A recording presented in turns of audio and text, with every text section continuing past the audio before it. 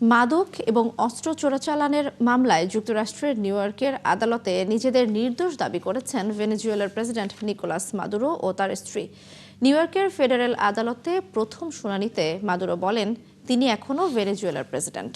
যুক্তরাষ্ট্র তাদের অপহরণ করেছে বলেও অভিযোগ করেন তারা। এ সময় জামিন চাননি কেউই। পরে পরবর্তী শুনানির দিন আগামী 17 মার্চ ধার্য করেন আদালত। পরিসুল ইসলামের প্রতিবেদন। নিউ ইয়র্কের ফেডারেল আদালতে মাদক ও অস্ত্র চোরাচালানের মামলায় ভেনেজুয়েলার প্রেসিডেন্ট নিকোলাস মাদুরো ও তার স্ত্রীর আনুষ্ঠানিক বিচার কাজ শুরু করেছে যুক্তরাষ্ট্র।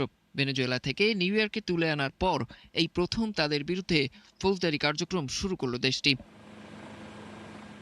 শুনানির শুরুতে নিকোলাস মাদুরো আদালতের কাছে বলেন তিনি এখনও ভেনেজুয়েলার নেতা। তার বিরুদ্ধে যুক্তরাষ্ট্র যে অভিযোগ এনেছে তা সত্য নয়। তিনি এবং তার স্ত্রী দুজনেই নির্দোষ। তবে এ সময় নিজের জামিন চাননি মাদুরো।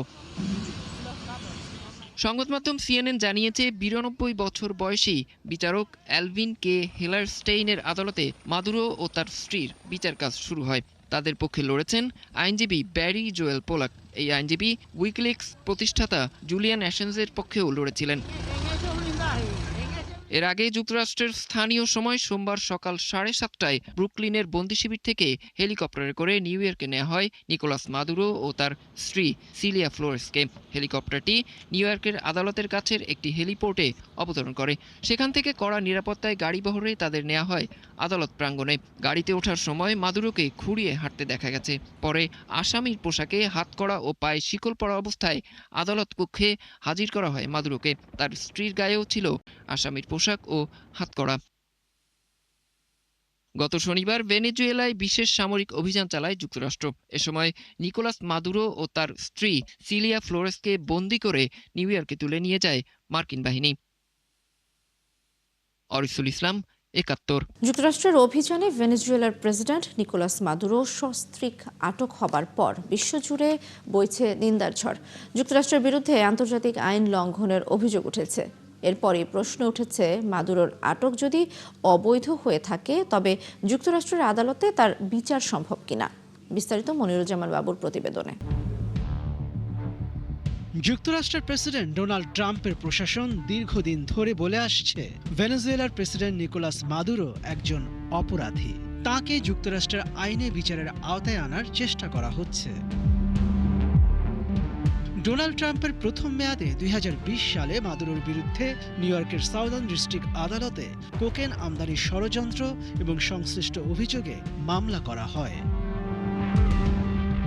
এবার মাদুরোকে বন্দী করার পরই মার্কিন অ্যাটর্নি জেনারেল পাম বন্ডি জানান নিউ ইয়র্কের সাউদার্ন ডিস্ট্রিক্টে মাদুরো ও তার স্ত্রীর বিরুদ্ধে অভিযোগপত্র দাখিল করা হয়েছে।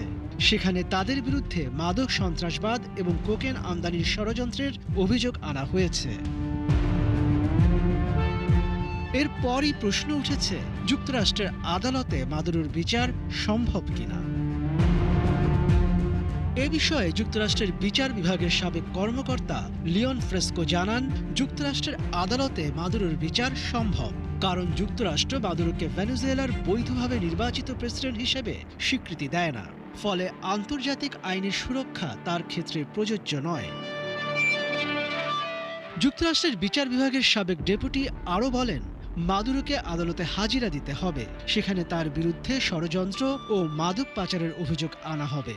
এরপর তিনি জামিন চাইবেন। তবে মাদুরো যেহেতু আন্তর্জাতিক নেতা এবং জামিনে মুক্তি পেলে পালিয়ে যাওয়ার ঝুঁকি খুব বেশি, তাই তাকে জামিন না দেবারই কথা।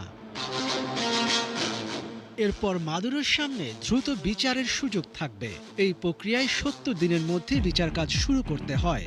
তিনি যদি সেই অধিকার ত্যাগ করেন তাহলে বিচার 1 বা 2 বছর পর্যন্ত গড়াতে পারে। যুক্তরাষ্ট্রের বিচার বিভাগের ওয়েবসাইট অনুযায়ী ইউএস পেনাল কোডের অধীনে 5 কেজির বেশি কোকেন বিতরণ বা বিতরণের উদ্দেশ্যে নিজের কাছে রাখার ষড়যন্ত্রের জন্য ন্যূনতম 10 বছর থেকে সর্বোচ্চ যাবজ্জীবন কারাদণ্ড এবং সর্বোচ্চ $1 কোটি পর্যন্ত জরিমানার বিধান রয়েছে। বিশ্লেষকদের মতে মাদুরোর মামলার সঙ্গে 3 দশকের বেশি আগে পানামার সামরিক নেতা ম্যানুয়েল নোরিয়েগার যুক্তরাষ্ট্রের হাতে আটক ও বিচারের কিছু মিল রয়েছে। ফ্লোরিডার একটি ফেডারেল আদালতে মাদক পাচার সহ 8টি অভিযোগে দোষী সাব্যস্ত হওয়ার পর তাকে 40 বছরের কারাদণ্ড দেওয়া হয়েছিল।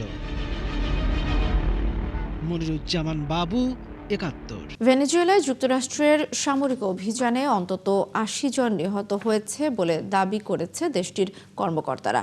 নাম প্রকাশে অনিচ্ছুক ভেনেজুয়েলার এক কর্মকর্তার বরাত দিয়ে এ তথ্য জানিয়েছে আন্তর্জাতিক গণমাধ্যমগুলো।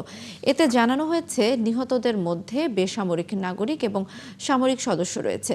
ভেনেজুয়েলার প্রেসিডেন্ট নিকোলাস মাদুরোকে উৎখাতে বারবারই হামলার হুমকি দিচ্ছিলেন মার্কিন প্রেসিডেন্ট ডোনাল্ড ট্রাম্প। এরই জেরে শনিবার ভোরে ভেনেজুয়েলার রাজধানী কারাকাস সহ বেশ কয়েক এলাকায় হামলা চালায় মার্কিন বাহিনী। পরে দেশটির প্রেসিডেন্ট নিকোলাস মাদুরো ও তার স্ত্রীকে আটক করার তথ্য দেন ডোনাল্ড ট্রাম্প। ভেনেজুয়েলার অন্তর্বর্তী প্রেসিডেন্ট হিসেবে শপথ নিয়েছেন ডেলসি রদ্রিগেজ। ভেনেজুয়েলার রাজধানী কারাকাসে এক সংসদীয় অধিবেশনে ৫৬ বছর বয়সী ডেলসি শপথ গ্রহণ করেন। শপথ নেওয়ার পর ডেলসি রদ্রিগেজ মাদুরো ও তার স্ত্রীকে আটকের ঘটনাকে অপহরণ বলে অভিহিত করেন। তিনি বলেন, অবৈধ সামরিক আগ্রাসনের বেদনা নিয়ে তিনি শপথ নিচ্ছেন।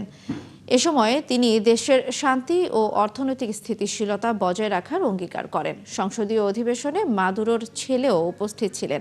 তিনি তার বাবা মায়ের ফিরে আসার ব্যাপারে আশাবাদ ব্যক্ত করেন। এ সময় মাদুরো ও ডেলসির সমর্থনে কয়েক হাজার মানুষ ভেনেজুয়েলার পার্লামেন্ট ভবনের সামনে জড়ো হয়ে বিক্ষোভ প্রদর্শন করেন। ২০১৮ সাল থেকে ভেনেজুয়েলার ভাইস প্রেসিডেন্ট হিসেবে দায়িত্ব পালন করে আসছিলেন রদ্রিগেজ। ভেনেজুয়েলার প্রেসিডেন্ট নিকোলাস মাদুরোকে আটক করার পর সে দেশের জ্বালানি তেল উৎপাদন বাড়াতে মার্কিন কোম্পানিগুলোর সঙ্গে চলতি সপ্তাহেই বৈঠকে বসতে যাচ্ছে ট্রাম্প প্রশাসন। বিষয়টি সম্পর্কে অবগত একটি সূত্র এ তথ্য জানিয়েছে। যুক্তরাষ্ট্রের সবচেয়ে বড় ৩টি তেল company Exxon Mobil, ConocoPhillips ও শেভরনের ৪ জন নির্বাহী জানিয়েছে মাদুরোর অপসারণ নিয়ে প্রশাসনের সঙ্গে এখন পর্যন্ত তাদের কোনো কথা হয়নি। সোমবার একটি সূত্র জানায়, এই ৩টি কোম্পানির কেউ এখন পর্যন্ত ভেনেজুয়েলায় তাদের কার্যক্রম শুরু করার বিষয় নিয়ে হোয়াইট হাউসের সঙ্গে কোনো আলোচনা করেনি। এদিকে আসন্ন বৈঠকে কোন কোন কোম্পানি নির্বাহীরা উপস্থিত থাকবেন, তারা এককভাবে নাকি দলগতভাবে বৈঠকে যোগ দেবেন তা এখনও স্পষ্ট নয়। হোয়াইট হাউস এ বিষয়ে সরাসরি কোনো মন্তব্য করেননি। ডোনাল্ড ট্রাম্পের অব্যাহত হুমকির মুখে কলম্বিয়ার প্রেসিডেন্ট গুস্তাভো পেত্রো প্রয়োজনে আবারও অস্ত্র হাতে তুলে নেওয়ার ঘোষণা দিয়েছেন। সামাজিক যোগাযোগ মাধ্যম এক্সে দেয়া এক বার্তায় পেত্রো বলেন, তিনি শপথ নিয়েছিলেন আর কখনো অস্ত্র ছুঁয়ে দেখবেন না, কিন্তু মাতৃভূমির প্রয়োজনে আবারও অস্ত্র হাতে তুলে নেবার কথা জানান তিনি। ভেনেজুয়েলার প্রেসিডেন্ট মাদুরোকে আটকের পর গুস্তাভো পেত্রোকে উদ্দেশ্য করে আক্রমণাত্মক মন্তব্য করেন ট্রাম্প। তিনি বলেন, পেত্রো একজন অসুস্থ মানুষ। তিনি কোকেন উৎপাদন করতে এবং তা যুক্তরাষ্ট্রে পাচার করতে পছন্দ করেন। এমনকি পেত্রোকে সতর্ক থাকারও হুমকি দেন তিনি। কলম্বিয়ার প্রথম বামপন্থী পেত্রো একসময় গেরিলা যোদ্ধা ছিলেন। গত বছরের জানুয়ারিতে ট্রাম্প ক্ষমতায় আসার পর থেকে পেত্রোর সঙ্গে তার বাগবিতণ্ডা চলছে।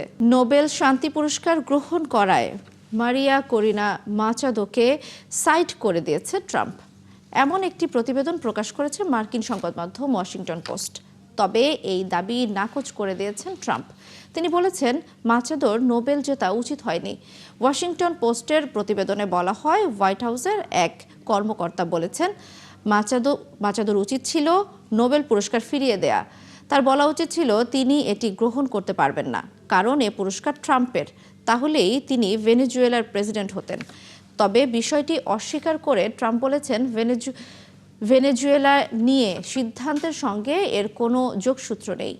ভেনেজুয়েলার প্রেসিডেন্ট নিকোলাস মাদুরো ও তার স্ত্রীকে যুক্তরাষ্ট্র আটকের পর বিরোধী দলীয় নেত্রী মাচাদো এক্সে লেখেন, তিনি ভেনেজুয়েলার ক্ষমতা নিতে প্রস্তুত।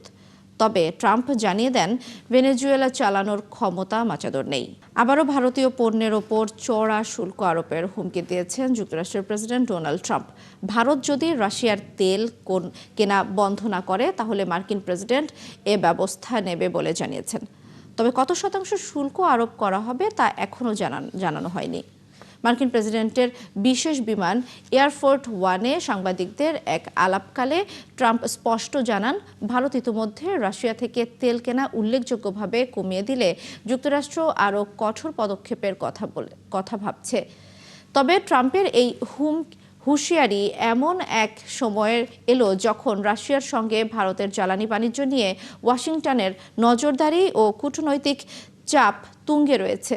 এর আগে গত বছর ভারতীয় পণ্যে 50% শুল্ক আরোপ করে যুক্তরাষ্ট্র, যা এখনও বহাল আছে। যুক্তরাষ্ট্রের ভাইস প্রেসিডেন্ট জেডি এভান্সের বাসভবনে হামলার ঘটনা ঘটেছে। স্থানীয় সময় রোববার মধ্যরাতে মার্কিন ভাইস প্রেসিডেন্ট ওয়াহিও অঙ্গরাজ্যের বাসভবনে এ ঘটনা ঘটে। সিএনএন জানিয়েছে ঘটনার সময় ভ্যান্স ও তার পরিবারের কেউ বাড়িতে উপস্থিত ছিলেন না। এ ঘটনায় সন্দেহভাজন একজনকে আটক করে জিজ্ঞাসাবাদ করছে পুলিশ। স্থানীয় পত্রিকাগুলোতে প্রকাশিত ছবির বরাত দিয়ে সিএনএন জানিয়েছে ভ্যান্সের বাসভবনের জানালার কাচ ভাঙা, তবে ঠিক কিভাবে কাচ ভেঙেছে সে বিষয়ে নিশ্চিত তথ্য পাওয়া যায়নি। ঘটনার প্রকৃত কারণ এবং আটক ব্যক্তির উদ্দেশ্য সম্পর্কে জানতে তদন্ত শুরু করেছে আইনশৃঙ্খলা বাহিনী। উত্তর কোরিয়ার সর্বোচ্চ নেতা কিম জং উনের তত্ত্বাবধানে অত্যাধুনিক হাইপারসনিক ক্ষেপণাস্ত্রের পরীক্ষা চালানো হয়েছে, এমনটি দাবি করছে দেশটি। বস্তুত এই উৎক্ষেপণটির দেশটির যুদ্ধ প্রতিরোধ সক্ষমতা আরও জোরদারের একটি গুরুত্বপূর্ণ ধাপ বলে মনে করছে পিয়ংইয়ং কর্তৃপক্ষ। এছাড়া কিম ক্ষেপণাস্ত্র ইউনিটগুলোর প্রশংসা করেন, পাশাপাশি উত্তর কোরিয়ার পারমাণবিক বাহিনীর প্রস্তুতি ও সক্ষমতা স্পষ্টভাবে তুলে ধরেছেন। এছাড়া কিম আরও বলেন, পারমাণবিক বাহিনীকে বাস্তব ভিত্তিক করে তোলা এবং প্রকৃত যুদ্ধের জন্য প্রস্তুত করার ক্ষেত্রে সম্প্রতি গুরুত্বপূর্ণ অগ্রগতি অর্জন হয়েছে। উৎক্ষেপণটি উত্তর কোরিয়ার পূর্ব দিকে সাগরের ওপর প্রায় 1000 কিলোমিটার দূরের লক্ষ্যবস্তুতে আঘাত হানে। তবে এই পরীক্ষা এমন এক সময় চালানো হলো যখন দক্ষিণ কোরিয়ার প্রেসিডেন্ট লি জে মিয়ং চীন সফরে ছিলেন। দক্ষিণ লেবাননের শহর আনানের একটি ভবনে ভয়াবহ বিমান হামলা চালিয়েছে দখলদার ইসরায়েলি বাহিনী। তবে ইসরায়েল দাবি করছে এই হামলার মূল লক্ষ্যবস্তু ছিল হিজবুল্লাহ এবং হামাস। এই হামলার সত্যতা নিশ্চিত করেছে আইডিএফ। একই সাথে দেশটির পূর্ব এবং দক্ষিণে 4টি গ্রামকে উচ্ছেদের নির্দেশ দিয়েছে ইসরায়েলি বাহিনী। এর আগে ইসরায়েলি সামরিক মুখপাত্র জানান, পূর্ব লেবাননের বেকা উপত্যকার হামারা আইন এল 3-এ, দক্ষিণে কাফার হাত্তা এবং আনানে হিজবুল্লাহ এবং হামাসের সামরিক অবকাঠামোকে লক্ষ্য করে হামলাগুলো করা হবে। এদিকে 2024 সালে মার্কিন মধ্যস্থতায় যুদ্ধবিরতিতে সম্মত হয়েছিল ইসরায়েলি ও লেবানন। এই ছিল এখনকার আয়োজন। বিশ্বের আরও নতুন কিছু খবর ও বিশ্লেষণ নিয়ে দুপুর 1:30টায় আবারও হাজির হব বিশ্বযোগে। চোখ রাখুন 71 ফেসবুক পেজে এবং সাবস্ক্রাইব করুন 71 ইউটিউব চ্যানেল। 71-এর সঙ্গেই থাকুন।